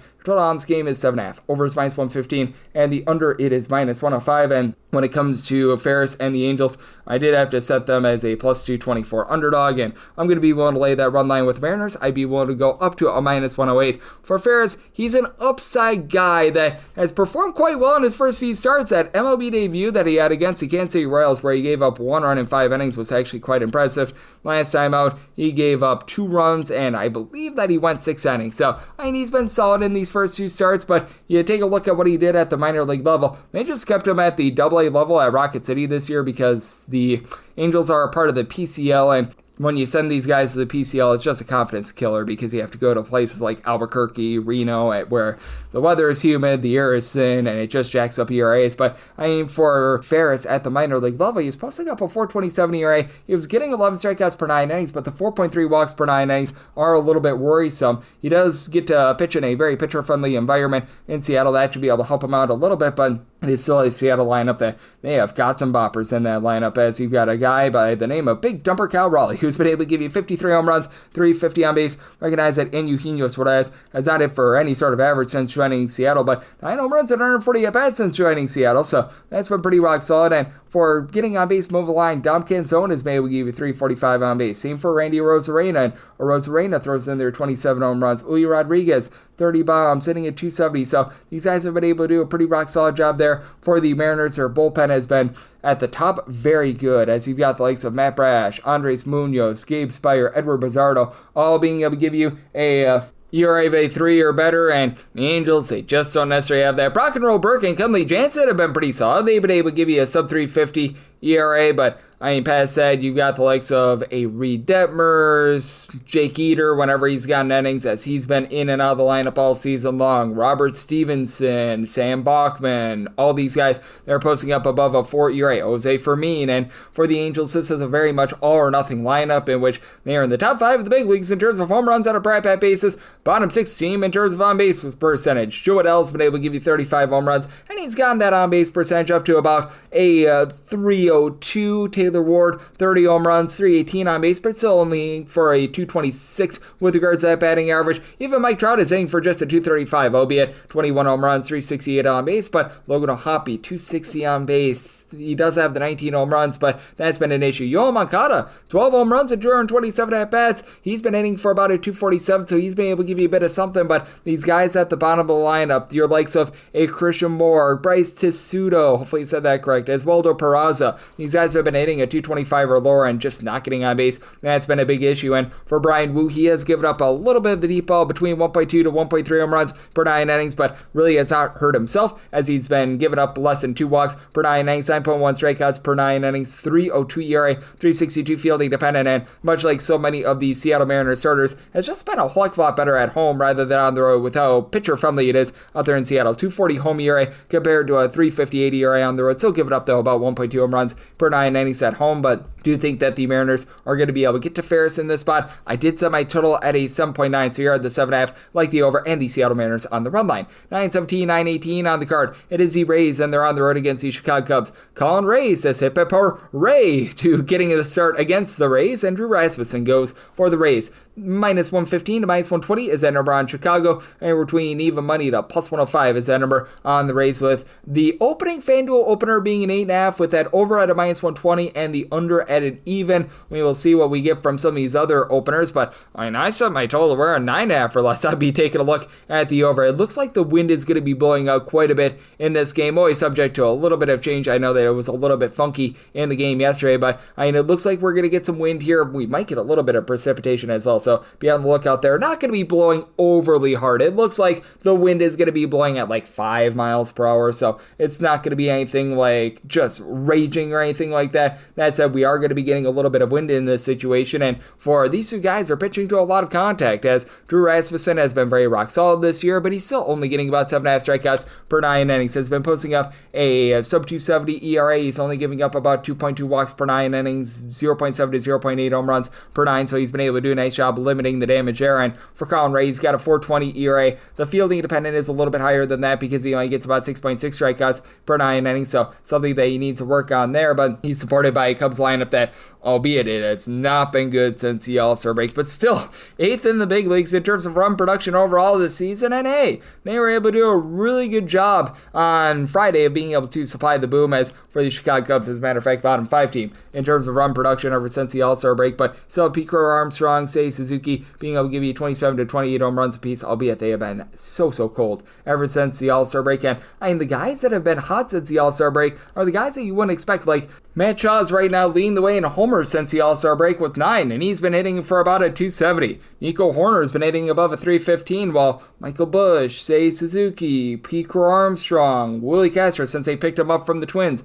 all these guys have been hitting a 220 or lower. And even Kyle Tucker, even though the 375 on base is still solid since the All-Star break, just a 242, so that's been a relatively big issue. But I do think that these guys are going to be able to rebound, get back online, and this is still a Cubs bullpen that is in the upper half of the big leagues in terms of their bullpen ERA. Daniel Palencia had a little bit of a rough week last week, but Drew Pomeranz, Caleb Theobar, Brad Keller, these are all guys who have been able to give you a sub 235 ERA. And on the other end, you've got a bullpen that has been relatively solid for the Tampa Bay Rays. They have recalled Eric Orze from the major league level. That's good. He's been able to give you a sub 3.5 ERA. Cole Sulzer is solid. I like what you're able to get out of Pete Fairbanks at the closer spot as well. He's been able to give you about a 3.15 ERA. Garrett Clevenger has been rock solid, but should be getting the wind blowing out a little bit in this one, albeit lightly blowing out. But two pitch contact guys in this sort of environment, I think it's going to lead to a lot of explosive run scoring, especially with Junior Caminero on the other end, giving you 40 plus home runs for the Tampa Bay Rays, albeit he's not really drawing a lot of walks for the Tampa Bay Rays, but you know what? 42 home runs is 42 home runs, while hitting for a relatively respectable 260 or so average. You've had Yandy Diaz be able to give you a 350 on base with 23 bombs, 28 home runs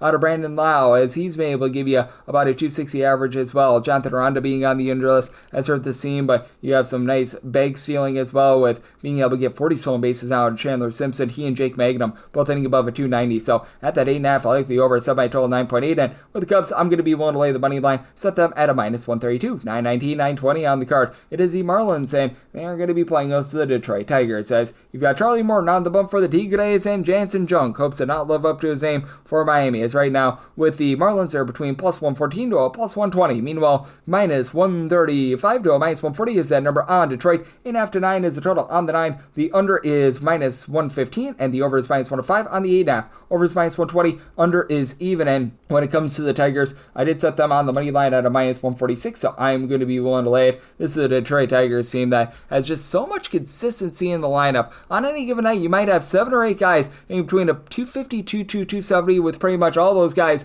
hitting between 11 to 15 home runs, aside from 3, as Gary Carpenter has 23 home runs, Riley Green over 30 home runs, and Spencer Torkelson, he's typically the oddball in terms of not hitting for a lot of average, but he's still been able to give you about a 335 on base, and he has been able to supply the team with a lot of power as well, 28 plus home runs out of him. What has been really ailing the Detroit Tigers is that the bullpen that was so good last year just hasn't been quite there this far this season, as Tommy Kahnle has just been an absolute disaster, posting up well above a 4 ERA. It feels like they're starting to mix and match, and they did pick up Kyle Finnegan, but he hits the injury list. That hurts them a little bit. You've got the likes of Troy Melton, Will Vest, Brendan Hennefy, who have been able to give you a sub-3 ERA, and Brandon Herter, when he has been healthy, has been rock solid, but right now he's on the 7-day injured list, so something that you do want to be checking out there. The good news is they do face off against a Miami Marlins team that is in the bottom 3 in the National League in terms of run scoring at home, as they are also dealing with Kyle Stowers still being on the injured list as well. Stowers, that main man who's been able to supply 25 home runs, his on-base percentage hovering right around a 365. He has has been pretty incredible for this team. And then you've got Otto Lopez, who's been able to hit about a 250. You've got a lot of guys in this lineup hitting in the neighborhood of, we're going to call it about a 244 to a 260. Connor Norby has been one of those guys who's been a little bit in and out. Roberto Hernandez, Liam Hicks, and Hicks does provide a 350 on base. And then Xavier Edwards is able to supersede that. He's hitting for a 280. Not really give you a lot of power, but does a good job in terms of bag stealing. And then Augustin Ramirez, 19 home runs, but hitting just a 228. And Jacob Mercy, since he's come up to the big league level, he's been able to give you above a 4 on base for the Marlins. Since June, it's about a league average bullpen. It's just been a very volatile one. Like 1 month they're amazing, 1 month they're just complete garbage, as you've got the likes of Kay Gibson, Tyler Phillips, even Freddie Tarnock, who will be able to give you a sub-3.25 ERA. Anthony Bender has been rock solid, but unfortunately he's been dealing with some injuries, and Lake Bakar has seen his ERA hike up to a 4. And for Jansen Junk,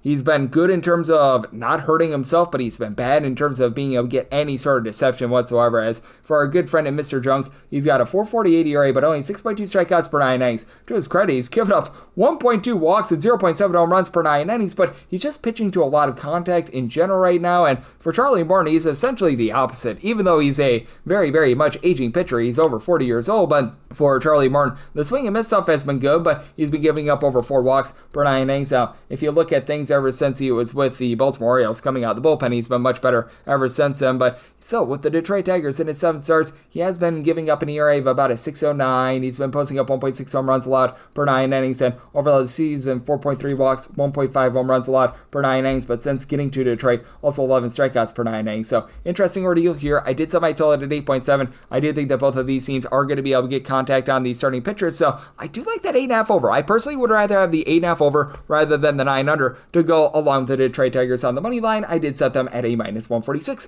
921, 922 on the card. And Izzy Walker, Texas Rangers, they are on the road. They're facing off against the New York Mets. Says you've got Patrick Corbin, the old turkey tosser, on the bump for Texas, and Brandon Sproat is on the bump for the Mets. And the Mets do find themselves between -160 to -165 favorites, plus 135 is that number on Texas, and the total is anywhere between 8.5 and 9. On the 8.5, over is -120, the under is even. On the 9, the under is -120, and the over is even. And for Patrick Corbin, I needed at least a plus 158 to be able to take a shot there. For Sproat, I set the Mets money line at a -158, but if you're looking to lay a run half, right now you're finding that at about a plus 132 to a plus 135. I was willing to take a plus 128 or higher. I know that Sproat is a very high upside guy. I saw a little bit of his just tape in general when he was coming up to the big league level, and he's got quite a bit of upside, and he's got some good stuff as well. I think that he was maybe a little bit more highly touted than I would have put him at, but his first start was solid. He gave up 3 runs over the course of 6 innings against the Reds. I know that they made him darn near pick him against Hunter Green. That was a little bit of a slap in the face, Hunter Green, but you look at what he's been able to do at the minor league level this year. 8.4 strikeouts at 3.9 walks per 9 innings at Syracuse.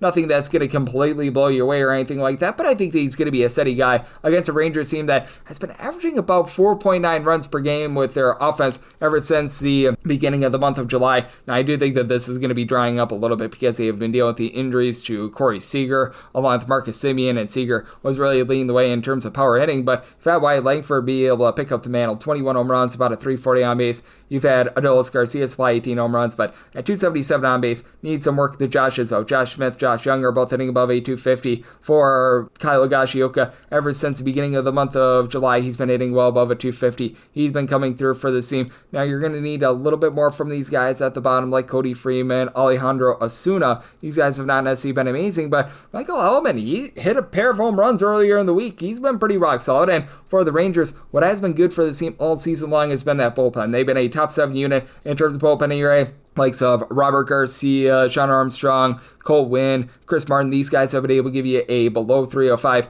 ERA. You've had a few, shall we say, ups and downs with likes of Jacob Webb and Hobie Milner, but all in all, that's been solid. And for the New York Mets, they've been in the bottom half of the big leagues in terms of bullpen ERA ever since the trade deadline because, well, Ryan Helsley has not been great for this team. I knew that Gregory Soto at some point would poop the bed, and he did so earlier in the week, so that's not great, but you've been able to get some good innings out of Brooks Raley and Tyler Rogers. Both of these guys in a Mets uniform have supplied a sub-2 250 ERA. Edwin Diaz sometimes makes things a little bit more fun than they need to be, but Aina has been amazing. He's been able to give you a sub-2 ERA as well, and whenever you've had out there Justin Hageman, he's been able to do a relatively okay job for the team, but Reed Garrett is all of a sudden very much regressing, and for the Mets, this is a lineup that has quite a bit of power in there. Francisco Lindor, Brandon Nimmo, both are hitting in that neighborhood about a 262, 265. Nimmo's up to 22 bombs, Lindor up to 26, and then Pete Alonso, 345 on base, 33 home runs, and Juan Soto. I know that a lot of people were saying he was overpaid and everything like that, but I mean, the guy is up to 39 home runs and a 400 on base, so no denying that. Since the All-Star break, by the way,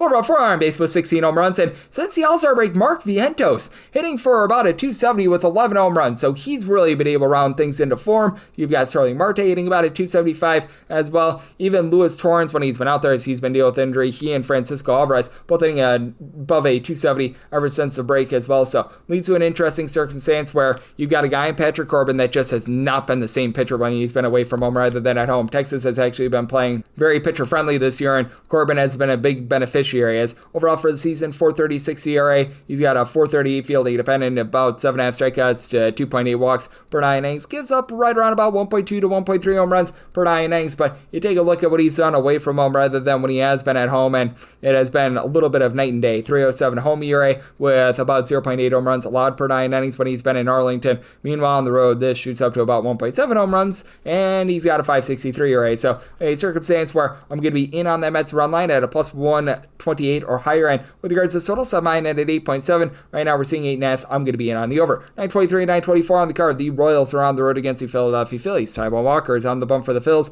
Ryan Bergert is on the bump for the Royals. 9 to 9.5 is total on the 9.5. Under is minus 125. The over is plus 105 on the 9. Over is minus 120. Under is even. Phillies are between minus 142 to minus 150 favorites. Plus 120 to plus 125 is that number on the Royals. And if we can get closer to a plus 133 on that Royals money line, which when it's all said and done, I do think that we're probably actually going to be able to probably get there. I would be looking at the Royals to lay run out for the Phillies right now. You'd be getting a plus 146 on that run line. I would be closer to a plus 153.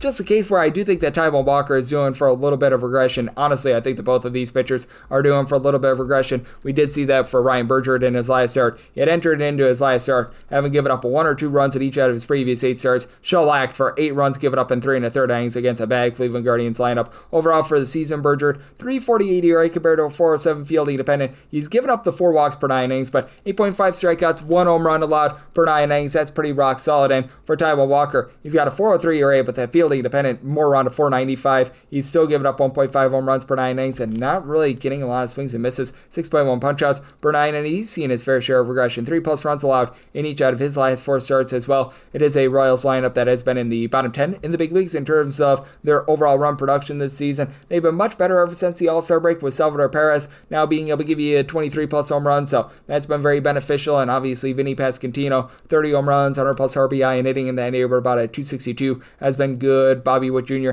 gives you the 35 stolen bags, 350 on base, 21 home runs. But the bottom of the lineup, Jack Caglione, Michael Massey, when he's been at the big league level, John Rave, as he's been up, down, all around. These guys have not been great. And Randall Grichuk, they traded for him, and he's hit below the Mendoza line of 200 ever since they picked him up. Where the Royals do have an edge, though, is in the bullpen. Lucas Erceg, Carlos Aceves have been a nice 1-2 punch out of the bullpen. Both of these guys give you a sub 275 ERA. You've had Taylor Clark be able to lower that ERA to a 315. And Anel Zerpa, who has had his struggles this year post All-Star break, this guy has actually been able to do a really good job out of this bullpen. As for Zerpa, ever since the All-Star break, he's been able to give you about a 320 ERA, so that's encouraging for a Royals team that is in the top 8 in the big leagues in terms of their bullpen ERA. Meanwhile, for the Phillies, if you look overall for the season in the bottom half, but does feel like things have been reversing itself. They're not going to have Jose Alvarado during the postseason, but they still have Amir in the regular season, and honestly, he hasn't been that great, posting up about a 380 ERA. The more trustworthy guys are the likes of Matt Strahm, Tanner Banks, Ryan Kerkering, David Robertson, who will be able to give you a sub 335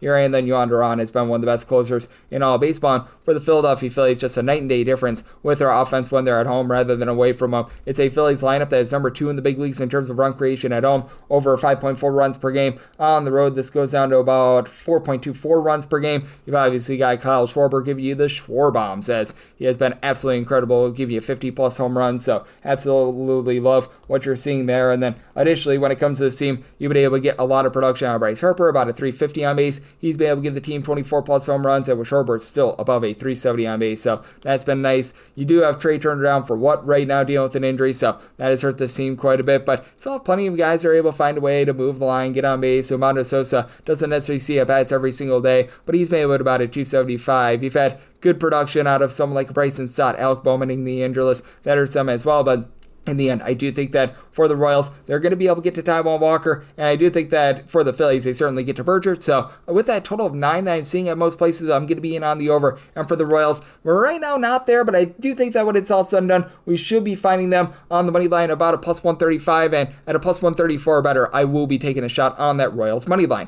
925, 926 on the card. It is the Arizona Diamondbacks on the road against the Minnesota Twins. Joe Ryan is on the bump for the Twins. Ryan Nelson goes for Arizona, and Arizona does find themselves as a underdog of between plus 116 to a plus 120, minus 136 to a minus 144 is that number on Minnesota, and the totals between 8 to 8.5 on the 8. Over is minus 115, the under is minus 105 on the 8.5. Under is minus 125, and the over is plus 105. And when it comes to the Twins, I did set their money line price at a minus 140, so we need to tick down about 2 or so pennies. Right now, that run line price is a plus 146. I was willing to take a plus 146 or higher, so if I absolutely had to play it right now, I will be looking at the run line, but I would rather take a little bit of a chalkier money line here because this is a Minnesota Twins bullpen that's really not too trustworthy. The likes of Michael Tonkin, Cody Funderburk, Justin Topa, all these guys posting up a north of 3.5 ERA. That is not necessarily what you want to be seeing there. And for the Minnesota Twins, they do trade away so many pieces at the deadline, and they still have good power hitting. Like Matt Wallner's been able to give you 21 home runs, but Matt Wallner's hitting at 204. You've had 16 home runs out of Cody Clemens, but he's hitting at 206. Byron Buxton has been your main guy in terms of move line, getting on base, 340 on base, 31 home runs. Heck, you've been able to get about a 350 on base as well out of Ryan Jeffers as well. He's been a little bit in and out of the lineup, but he's been able to do a rock-solid job. You need to get him off the injured list, but I mean, still pretty good there, but the catcher spot has been a big, giant issue for this team. I will say, ever since he got called up to the big league level, you've been able to get a lot out of Luke Caxiel, who's been able to give you about a 400 base, and then on the other end, for the Arizona Diamondbacks, they've got the same bullpen issues as the Minnesota Twins. They're in the bottom 7 in the big leagues in terms of their bullpen ERA. This is despite the fact that Andrew Saalfrank has come off the injury list and has been pretty amazing in that closer's role for the team, but then you just have so many guys that are posting up an ERA above a 4, as you've got that out of Kyle Bacchus, Ryan Thompson, Jake Woodford, Taylor Rashi, Juan Murillo, so that has not been amazing to say the least, and John Curtis with 2 S's has been solid as well. And what else has been solid is the fact that it's an Arizona Diamondbacks team that does rank in the top 8 in the big leagues in terms of run creation. Corbin Carroll's now up to 30 bombs, hitting at 255. You've got a lot of guys with a good on-base percentage. Ketel Marte, Geraldo Perdomo, both above a 380 on base, and Marte has been able to give you 25 home runs when he has been healthy and out there. Pavin Smith has been solid in terms of moving the line, getting on base, but he's dealing with ailment. But Gabriel Moreno is hitting at 285. Blaze Alexander only at about a 240, but 330 with regards to that on base as well. So I do think that you're going to be able to get some runs in this game, despite the fact that I like both of these starters, as Joe Ryan has been very rock solid for the Minnesota Twins this far this season. As for Mr. Ryan, he's right now posting up a 3.32 ERA, fielding dependent, more in that neighborhood about a 3.44, 10.1 strikeouts, and 1.9 walks per 9 innings. Has been acting up a little bit recently, though. He's given up 5+ runs in 3 out of his last 4 starts, so have to wonder if the long season has been getting to him a little bit. And then with regards to Ryan Nelson, he pitches a little bit more contact, not necessarily a strikeout artist, so those have been increasing a little bit more for him recently. He's up to 7.8 strikeouts per 9 innings, 1 home run, 2.5 walks allowed per 9 innings, a 3.48 ERA, 3.72 field dependent, 3 earned runs or fewer allowed in each out of his last 4 starts. But do you think that with both of these just not so great bullpens, to say the least, that you are going to be able to get a little bit of run creation here? So I did set my total at 8.2. At an 8, I'm going to be looking at this total over, and if I had to play it right now, I'd be looking at the Twins on the run line when it's all said and done. Hopefully we can get a little bit more of a fair money line, as I just saw minus 136 pop up. There we go, minus 136. We'll take a shot on the Twins money line, and that 8 over. 927, 928 on the card. It is the Houston Astros on the road against the Atlanta Braves. Bryce Elder hopes to not look elderly for the Braves, and Hunter Brown goes for Houston. 8 to 8.5 is the total. On the 8.5, under is minus 120. The over is even. On the 8, the over is minus 120. The under is even. Astros are between minus 125 to minus 136 favorites. Plus 104 to plus 116 is that number on the Atlanta Braves. Surprisingly, Bryce Elder has been good recently. 4 earned runs, combined allowed in his last 4 starts. Overall for the season, he's still been miserable, and I do think that he's going to stink again, to utilize the Rob Schneider term. So I'm going to be looking at the Astros on the money line. I did set them at a -152 for Elder, 5.35 ERA with just not a lot of deception this year. 7.2 strikeouts, 3.1 walks per 9 innings, albeit he still has a 459 fielding independent, but still, it's been a less than savory season for Bryce Elder, and he has been at his worst when he has been at home thus far this season. As for Elder, 6.44 home ERA, 4.35 ERA when he has been away from home, and at home he's given up over 4.4 walks per 9 innings. And for Hunter Brown, he's been able to do a really good job of just being able to lock in general. 2.25 ERA. He's not allowing the deep ball. 0.8 home runs allowed per 9 innings while getting 10.2 punch-outs per 9 innings. He's in really good form. 4 earned runs allowed over the course of his last 5 starts. Probably doing for a little bit of regression going up against a Braves team that is in the top 10 in the big leagues in terms of run creation ever since the All-Star break. But, I mean, for Brown, he's given up 0.63 home runs per 9 innings away from home. 2.25 home ERA, 2.26 ERA on the road. So that's really good consistency with the Atlanta Braves. Have a pair of guys who have been able to supply the boom with 20-plus home runs, and Matt Olson along with Barcel Ozuna. Both of these guys are posting up above a 355 on base, albeit with Ozuna only hitting for about a 230. But you've been able to get some good production out of Michael Harris, Ozzy Albies with regards to power. 16 home runs for Albies. Harris is up to 17 home runs, but Harris at 261 on base. He just seemed to be doing a better job there. Ozzy Albies, though, now above a 300 on base. Ronald Acuna Jr. darn near 4 on base, 15 home runs and 280 at bats. And then Drake Baldwin at the catcher spot. He and Sean Murphy, a combined 31 home runs. Murphy's hitting at 199. Baldwin's hitting at 270. So he's been pretty solid in terms of moving the line. What has been rough for the Braves. So bottom half of the big leagues in terms of bullpen ERA. You've had a lot of guys to start to act up for this team. Dylan Lee is up to about a 3.30 ERA. Pierce Johnson has been your main constant. He's been able to give you a sub 2.50 ERA. And Tyler Kinley, ever since they picked him up from the Rockies, he's got a sub 2 ERA in a Braves uniform. But Aaron Bummers right now deal with injury. Raciel Iglesias, Nolan Dodd, the Doddfather. These guys posting up above a 3.5 ERA. That has not been amazing to say the least. And then for the Astros, what has not been amazing has been this lineup, as they are currently dead last in the American League in terms of run creation ever since the All-Star break. I think that should be going northward sooner rather than later, as Jose Altuve continues to give you 24-plus home runs. He's been able to hit above a 265. Yordan Alvarez is off the injured list. He hasn't necessarily hit for a ton of power, but he's been able to spy over a 365 on base this season. Jeremy Pena continues to give you 20 stolen bags, hitting for a 360 on base with 15 home runs, hitting for a batting average of a 300. It is an Astros team that really doesn't draw a lot of walks. Christian Walker, Yanier Diaz are prime examples. Diaz a 255 batting average, about a 285 on base with his 19 home runs. Christian Walker, 233 average, 297 on base, but has been able to supply 22 home runs as well. So interesting circumstance here with an Astros bullpen that has Bennett Sosa, Josh Hader dealing with injuries, but you've got the Bryants, Brian King, Brian Abreu, Stephen Okert, who have been able to give you sub 325 ERA, and they now pick up Craig Kimbrough. Since he joined the team, has actually been rock solid. He'll poop the bed sooner rather than later, but that said, did set the Astros at a -152, like them on the money line, and I did set my total at an 8.3, so here at the 8s, I'm in on the over, and we wrap things up with 9:29, 9:30 on the card. It is the Cincinnati Reds, and yes, we're on to Cincinnati. They're onto the road to face off against the Athletics, as we do know that Hunter Green is going to be on the bump for Cincinnati, and right now for the Athletics, it is to be determined. It is expected to be Luis Severino going for them, and if so, I'd be setting the Reds at a -142 on the money line. I would need at least +143 to take a shot on the A's. 8 or less, I'll be in on the over. 8.5 or higher, the under. As for Hunter Green, this guy has just been so rock solid thus far this season, as it doesn't matter if he's at home, if he's on the road, he's getting strikeouts, he's not giving up walks, and he's really been able to put it together as a pitcher. He's right now rocking a 2.59 ERA, 11.3 strikeouts, so 1.9 walks per 9 innings. Since coming off the injury list, 3 earned runs or fewer allowed in every one of these starts, and he has given up a combined 8 earned runs over the course of his last 5, and he's been able to fill at least 6 innings in 4 of his last 5 starts as well. So very impressed there. And if you do indeed get Luis Severino, he's much like so many of these Sacramento A's pitchers, in which he just has been a much worse pitcher when he's been at home rather than away from home. For Mr. Severino, 6.34 home ERA compared to a 3.11 ERA on the road. So that's something that you do want to be taking note of. And even if you don't get Severino, it's still going to be probably a similar handicap here, because again, so many of these guys just see their ERA balloon when they are at home. And for the Athletics, you just have a bullpen that is not great, to say the least. You've got a pair of guys in Sean Newcomb along with Michael Kelly, who'll be able to give you a sub-3.30 ERA.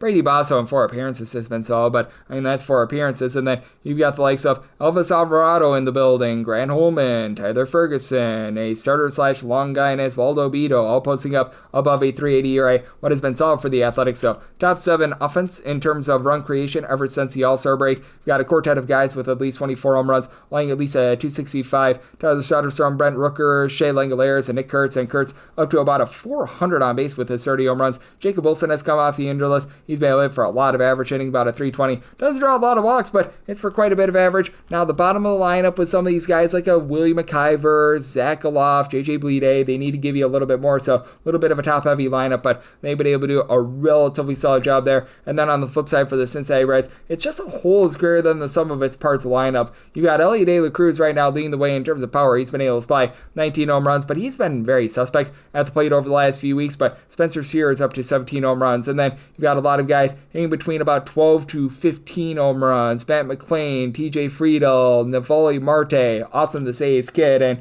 for Marte, he's been able to about a 275, so he's done a nice job moving the line, finding a way to be able to get on base. Miguel Andujar, ever since they picked him up from, ironically enough, the Athletics, he's been hitting above a 300 for this team. So that's been rock solid, and Brian Hayes has been able to give you good production as well. This is not an amazing bullpen with the Reds, but it's a good enough bullpen. As for the Reds bullpen, you've got a lot of guys that have just gone out there and done their job. Tony Santillan along with Emilio Pagan, a sub-3.30 ERA. Pagan gives up more home runs than what I'd like, but still has been pretty solid. Louis May is currently down at the minor league level, but they have called up Zachary Maxwell as a little bit of a utility guy. He's been able to do a pretty solid job for this unit. Brent Suter has been acting up, though. He's up to north of a 4.5 ERA, but still better than this Athletics bullpen. Assuming we get Severino versus Green, minus 141 or better, looking at the Reds, plus 143 or better, the A's, and then set a total 9.3, 9 or less, in on the over, 9.5 or higher, the under, and that'll wrap things up for the Saturday edition of the Baseball Betting Show, now part of the VSiN Family Podcast. Big thanks to our good friend Rob Donaldson of the Rob's Best Bets Show for joining me in the last segment. If you do like hearing from this fine podcast, Baseball Betting Show, you're able to subscribe wherever your podcasts, Apple Podcasts, Google Play, Spotify, Stitcher, and TuneIn.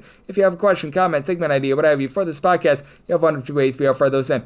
First one is my Twitter/X timeline at gunit_81. Keep in mind, letters VM, they mean does not matter, so per usual, please do send these into the timeline. And the other way is find an Apple Podcast review. If you rate this podcast 5 stars, it is very much appreciated. From there, you are able to fire in whatever you'd like to hear on this podcast via that 5-star review. I'm with you guys every single day on this podcast, regular season and postseason, so I'll be back with you once again tomorrow. Thank you.